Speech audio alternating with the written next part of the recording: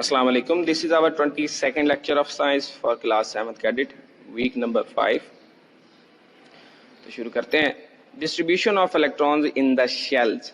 The path of movement of electrons around the nucleus are called shells.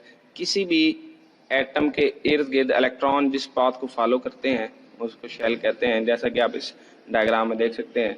तो ये जो रास्ता है, ये जो पाथ है जिसको इलेक्ट्रॉन फॉलो करता है, इसको शेल कहा जाता है. Electrons are distributed in different shells. Shells are also called Nathy levels. इनको Nathy level भी कहा जाता है. These shells are labeled as K, L, M, N, O, P, Q and etc. K is the first shell. K पहला shell है. We can calculate the number of electrons in a shell using the formula 2n square. हम 2n square का formula इस्तेमाल करके पता लगा सकते हैं कि इस शेल में कितने इलेक्ट्रॉन्स होंगे. अब आगे चलते हैं.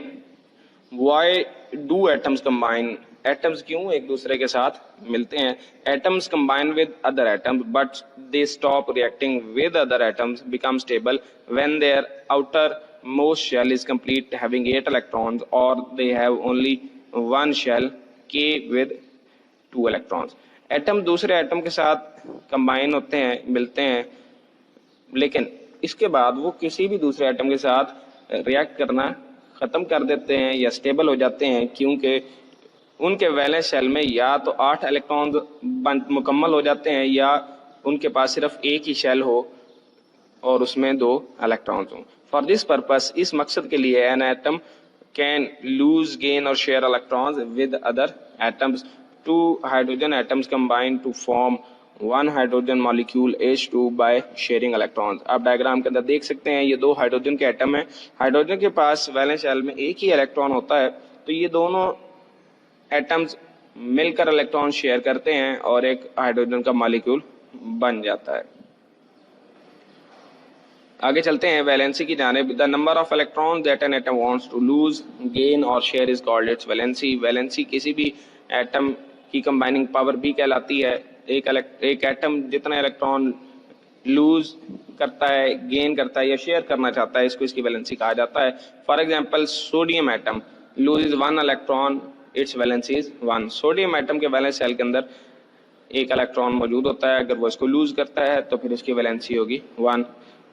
Fluorine atom F gains 1 electron, it's valency is 1. तो फ्लोरीन भी एक एटम गेन कर सकता है, इलेक्ट्रॉन गेन कर सकता है, तो इसकी वैलेंसी 1 होगी. आगे चलते हैं आयंस की जानिब. एन एटम विद पॉजिटिव और negative charge is called an ion. कोई भी ऐसा एटम या एटम का एक ग्रुप जिस पर पॉजिटिव या नेगेटिव चार्ज हो, आयन कहलाता है. जैसा कि sodium Na+, chlorine Cl-1, oxygen -2, copper ion Cu2+, etcetera. अब आयंस की 2 टाइप्स होती हैं, cations and anions. When an atom releases its 1 or more electrons from the outermost shell, the number of protons and are more than that of electron, it becomes positive ion or cation. जब भी एक atom अपने valence shell में से एक electron खारिज करता है तो इसमें मौजूद प्रोटॉन्स की तादाद बढ़ जाती है, या इलेक्ट्रॉन्स की तादाद कम होने से पॉजिटिव चार्ज जो है वो ओवरकम करता है, जिससे वो एक कैटायन बन जाता है. When an atom absorbs 1 or more electrons in its outermost shell, the number of electrons increase. जब भी एक एटम इलेक्ट्रॉन गेन करता है तो उसका वैलेंस शेल में इलेक्ट्रॉन का इजाफा होता है. It becomes a negative ion और एन आयन. ये नेगेटिव आयन बनता है या फिर एक एन आयन बन जाता है. आज का हमारा लेक्चर इतना ही. अपना ख्याल रखिएगा. अल्लाह हाफिज.